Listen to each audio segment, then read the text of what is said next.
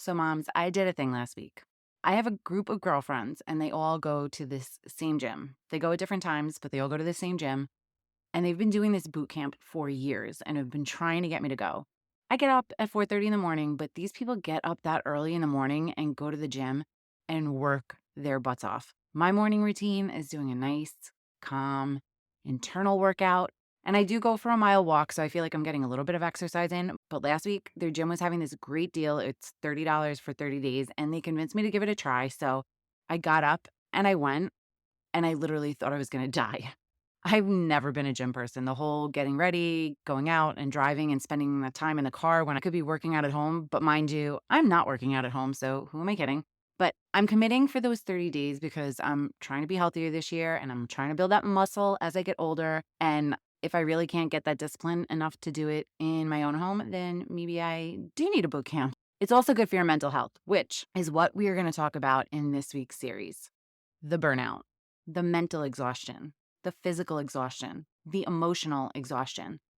And this episode is coming out at a perfect time because I am just coming off of a week that I felt all of those things, completely burnt out.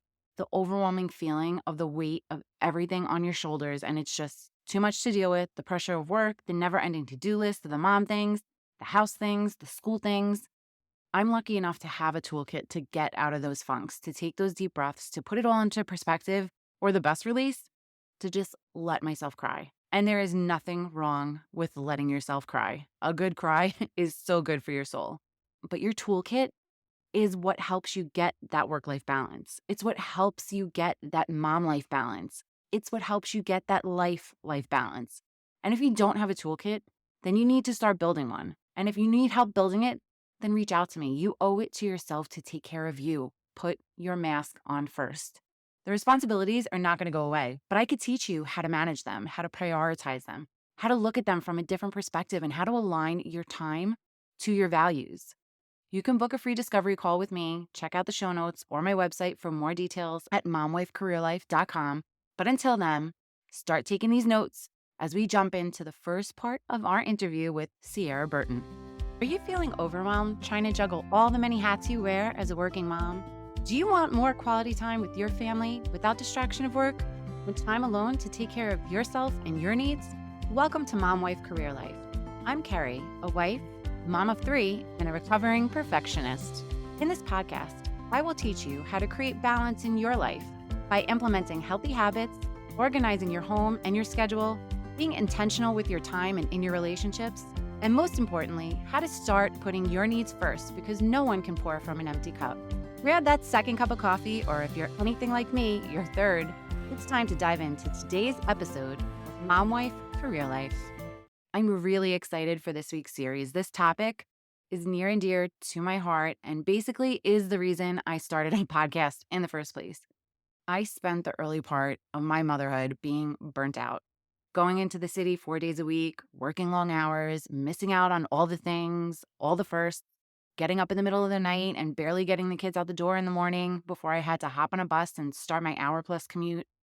Work sometimes felt like a relief from it all, but there is no reason any of us need to feel this way.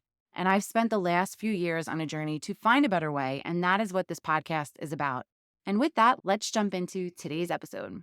Today, I brought on Ciara Burton. She's known as the life coach for moms. She created a unique brand that's freeing mothers of anxiety and lack of purpose by helping them return home to their most innate selves, their souls. Her unconventional approach has helped hundreds of women heal from the hustle and the grind of their daily routines that have become blockages to their happiness and success. Welcome to the show, Ciara. I'm so excited to have you on. I know I just did a little intro, but why don't you tell everyone a little bit about yourself and your journey that led you to where you are today? I'm so happy to be here. And I think what I feel compelled to share is just a story on the topic that we'll talk about, which is really burnout and what life was like for me, really growing up until I made the changes in my life to, quote, be more and do less. It's like, how can we bring more of our being into the doings that we're doing in our days, into our work, into our parenting, into our marriages? How can I bring the fullness of my being to everything that I do is a question. And so growing up, I was such a high achiever. I was in student council, I got good grades, I went to college, graduated university, went on to nutrition school and health coaching school while I was working in a corporate job. And I started in corporate retail and had the, I would say, lucky opportunity based on my expertise to work with the consulting firm with the C-level executives in my early 20s. So I was sitting in a boardroom in my early 20s speaking about social media, which was a new topic at that time, and helping these brands get online and connect to a 20 something client who was really driving the market at that time. So it was such a neat opportunity. I mean, I was sitting next to Stuart Weitzman, who is a shoe designer. He makes like five, six, $700 shoes, wearing his shoes in my early 20s, which was provided to me by my company, and just like pinching myself because this real life. And while I was sitting in that room, this was my first year in the corporate world after a bunch of internships in the retail corporate space. I was looking around and just noticing how disempowered everyone in that C-suite seemed. I mean, we were so focused on results and numbers, and I brought like a cheery, youthful energy in the room while also trying to act older than my age because I wanted to fit in and be liked and do a good job. So I just sort of took notes on what I was observing in the adult population as a new individual becoming an adult in the corporate space. And I started to feel deep inside my body that this wasn't going to work for me long term. And so while I was working in that job, I decided to enroll myself into nutrition school, into health coaching school, which was a very new field at that time. The term health coach hadn't even been created, and I studied while also working and performing in my career. And I would travel from New York to LA to Chicago, the major markets, interviewing customers. And I love that lifestyle. But I did ask myself, Sierra, could this really be sustainable? Like as an adult, as a woman who wants to have a family, who wants to have kids? And I immediately got a no. So I knew at a young age I did want to pivot my career. And I knew that working a 8 to 6, which in retail, the hours are much longer, even when you're in the corporate side, I knew that that was not possible. So while I was, let's just say, healing my body from polycystic ovarian syndrome, because I knew that was also something that was important to me, I slowly started to entertain the thought of really designing my own business, becoming an entrepreneur, looping in the retail and the health. So my first business was called Fitting Into You.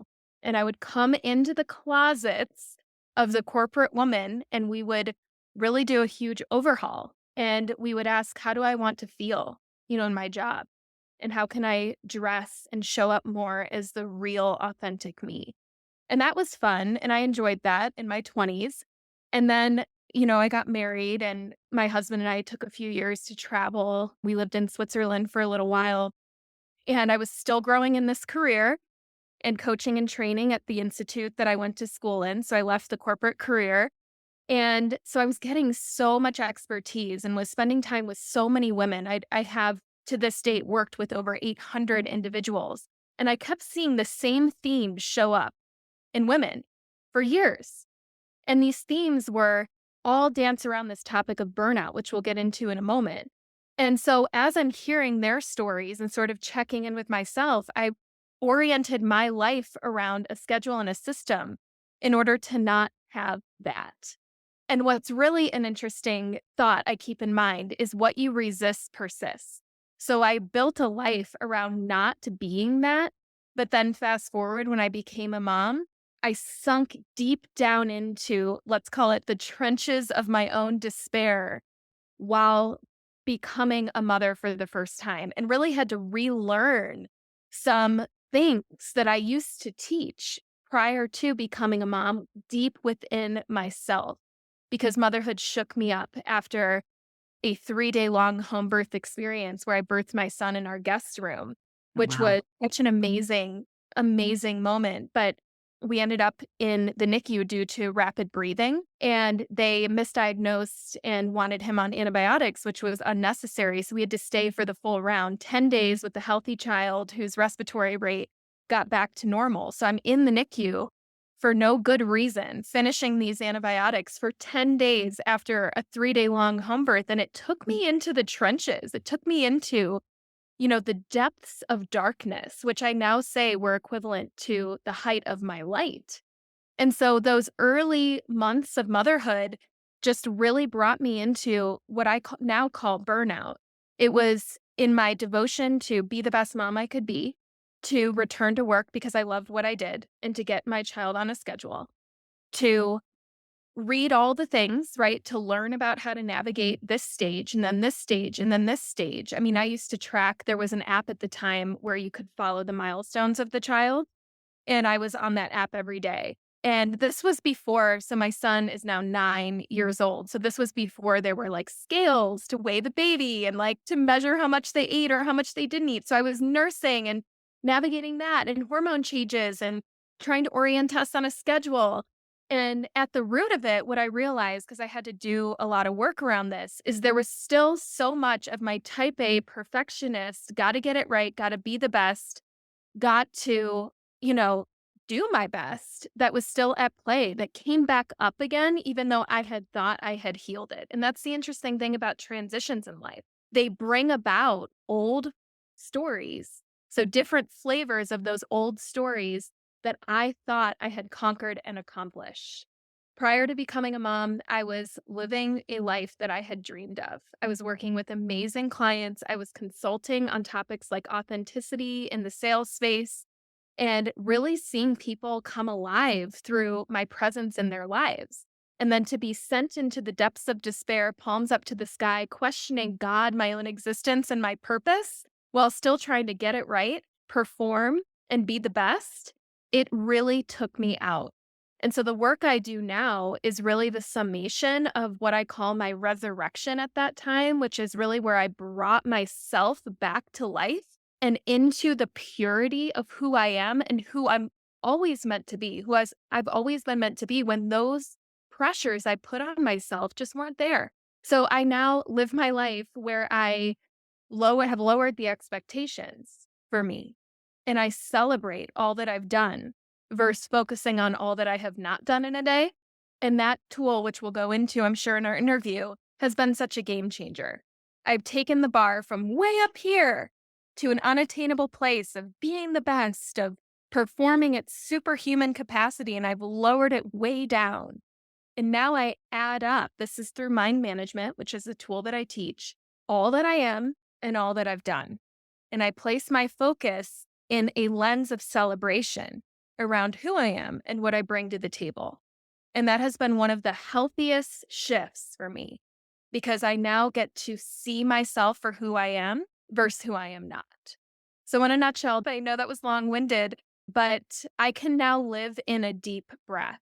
Whereas before, I didn't even really realize or notice I was breathing because my mind was too full I with can completely resonate with that. I was a workhorse. I think probably because I was in a male dominated portion of the corporate world and really felt like I needed to prove that women can do it all. So I worked my butt off. I had certain internal goals of where I wanted to be by the time I became a mom, by the time I hit 30. And I actually went back to work after, I think, 9 weeks after having my first. And I mean, now having a 15-year-old, I kick myself in the butt for doing that. I'm like, why did I give up those moments to prove that I could do it all, that I can work, that I can be the perfect mom? And it took me a good, I'll say 13 years to get to where you are right now. It happened a little faster for you that, I hit the burnout. And I just remember, I guess it was like 3 or 4 years ago, where it finally hit me that I'm like, what is my purpose? Why am I doing all this? Why am I trying to be so perfect in every aspect of my life? Because trying to be perfect everywhere, you're perfect nowhere. totally. So I totally resonate with that. Talk to me about burnout. What is it and how does it surface as moms? I love that. I'm really glad we're talking about this. So, burnout happens when you avoid being human for too long. So, think about that for a moment. What does it mean to be human? It means to embrace our perfectly imperfect nature. Most of us are not doing that. Most of us are holding ourselves to high standards. And in the process, we're feeling exhausted and overwhelmed, and as if we're at full capacity and there's just no space for our own humanity. Our own humanity might look like tears, might look like feelings like really embracing, like, "Oh, I took on too much. I just can't do it anymore." And like a full breakdown. There is nothing wrong with that. So many of us moms need to learn how to embrace the tears. And in fact, in the work I do with women, when we're together, like you and I are one on one, I expect there to be tears because oftentimes what I've learned and noticed within the modern mother is she suppressed many tears for many years. And so, one thing we learn to do is embrace the emotions that are wanting to move through her body, which means we are letting them out of her body. So I say the words, let's let the tears fall and let's feel them glide down your cheeks and move down your body. Let's be with the tears. And oftentimes that evokes more tears, but it's wholly perfect because the only way we can move out of overwhelm is by allowing the emotions to emote and move through our body. So burnout happens when you avoid being human for too long. If your audience, if people who are listening are in this embodying this like superhuman identity where you're just doing all the things for everyone and you are moving at such a fast pace and you feel like there's no time in the day and definitely no time for you and for your humanity and to even cry. And actually, most women say, I don't even know how to cry. I feel like I need to cry, but I can't cry. That's really a wake up call. That's a wake up call that you are harboring stress in your physicality. Your thoughts become things, and the body always keeps the score. So there may be women listening who are really needing to tend to their own inner landscapes because their focus has been in the exterior world for too long, in the hustle and grind, in the do, in the repetition of the routine. The calling is to go inward and to look at your own inner landscapes. Why is that important? Because the body keeps the score, because there will be a breakdown if you don't allow yourself to have a breakthrough. So let's run through just some bullet points around, is this burnout? And maybe your audience can really get clear on, okay, that is what I'm feeling. And maybe they can walk away with some language around it. So here are some signs that you may be nearing burnout. If your to-do list is overwhelming and you rarely accomplish what you set out to accomplish in a day. If you lack motivation, you feel unorganized, there's a chaotic feeling in your mind, and you're just constantly worried that you're going to drop the ball. Your self talk is negative, and everyone in your home can feel it, even if you're not saying the things you're thinking out loud. Your fuse is short, you snap and yell at the people you love most for no good reason. It becomes more and more difficult to show up for yourself, meaning the little things you do for yourself start to get on the back burner a little bit more and a little bit more, which is something we can talk about. What is the difference between self care and self maintenance? I bet a lot of people listening right now think that getting their nails done, getting their hair done is self care. It's not, it's self maintenance. Self care is a deep inner reflection, it's a look inward and asking ourselves the question, what is it that I really need now? Not want to do for myself now, need now. And then it's an action around that, knowing. Couple more bullet points on what is burnout for the modern mother. The things that used to excite you are not bringing you joy anymore. So you might go do something fun with your friends, and that used to light you up, and you get home and you just feel exhausted and you start to question yourself. Why did I even go there in the first place? I'm not feeling connected to these women.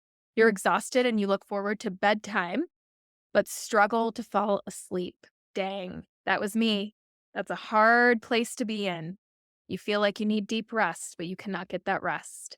You feel lost, directionless, and are in need of perspective and focus, but struggle to find it. Most of these women think that what's missing is their purpose. They feel like they need to burn it all down, their job, their family life, their marriage, because they're not living in alignment with some idea they have about what their purpose should be. But it's actually not about that at all. It's just that the self has not been tended to for so long that that's where we go. We feel like we need to blow it all up just to feel better. So those are some signs of burnout in the modern mother. Most women who are in burnout are putting their energy into things like gossip, self-critical thoughts, judging themselves and others, making assumptions. They raise the bar even more. So they tell themselves, I need a even better organizational plan. If I could just organize this calendar better, or I can just get my husband on board to do the things he says he's going to do.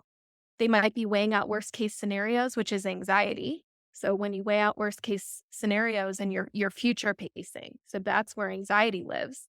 And they might be fantasizing. I meet a lot of women like this, fantasizing of what life could be if the grass was really greener. So you might be thinking about another person. You might be imagining what life could be like if you burned it all down and left your job. This is not a healthy use of the mind. And they might also be focusing on how unappreciated they are all throughout their day, even while they're at work, doing the things they need to do for work. So all of this stuff that I mentioned here takes women out of living life powerfully, which is why learning how to be more in our lives is one of the most important antidotes to this problem that we're having here, that no medication in the Western medicine world can actually cure and solve. A pill simply provides a Band-Aid. Right now in the world, I'm hearing a lot about ADHD for the mother. I'm hearing just a lot of dialogue around diagnosis, people wanting a diagnosis for problems that can be solved when you go inside yourself to look at the root of them. And I say cancel if you're looking for a Band-Aid. Those are helpful temporarily, but they cause us to avoid doing the real work we're meant to do here. And when we do that real work, we will go free. Freedom is a noble aim. Freedom is one of the best feelings I feel in my days. And I don't feel it every day, but I feel it often. Whereas in my past life, I never knew what it felt like to feel freedom. And that is something that I'm in pursuit of now. How can I feel even more free in my life now? That is a question I ask myself often. And to have that space to even do the things I know I need to do for myself feels like a deep breath, a feeling I did not know until later in my life. That was a lot to unpack, but I really love where you went with it. The idea of feeling free. If I could describe burnout, it's an intense feeling of overwhelm. It's almost like feeling claustrophobic, feeling trapped, and all the things that are sucking our energy. And when you are able to take that deep breath, the idea of feeling like you're in control of your time, in control of your day, in control of your choices. And when you feel like you're in control of your life, you feel free. I think this is a great place to pause. Come back tomorrow to hear part 2 of our chat, and make sure you check out the rest of this week's series on burnout because Ciara has an awesome freebie for our listeners. Sending you so much love and light. Until next time on Mom Wife Career Life with Carrie Pat. Before you go, if you found this podcast helpful, I would be so grateful if you would take a minute, go on over to iTunes and leave me a review. If you have other stressed out mamas in your life that you feel this podcast could help, take a screenshot of this episode, post it in your Instagram stories and tag me, and let them know that they are not alone and they can create balance in their life too. If there's a topic you'd like me to cover or you just want to connect, DM me on Instagram at mom.wife.career.life or come on over and hang out with us in our Facebook community. Sending you so much love and light until next time on Mom Wife Career Life with Carrie Pat.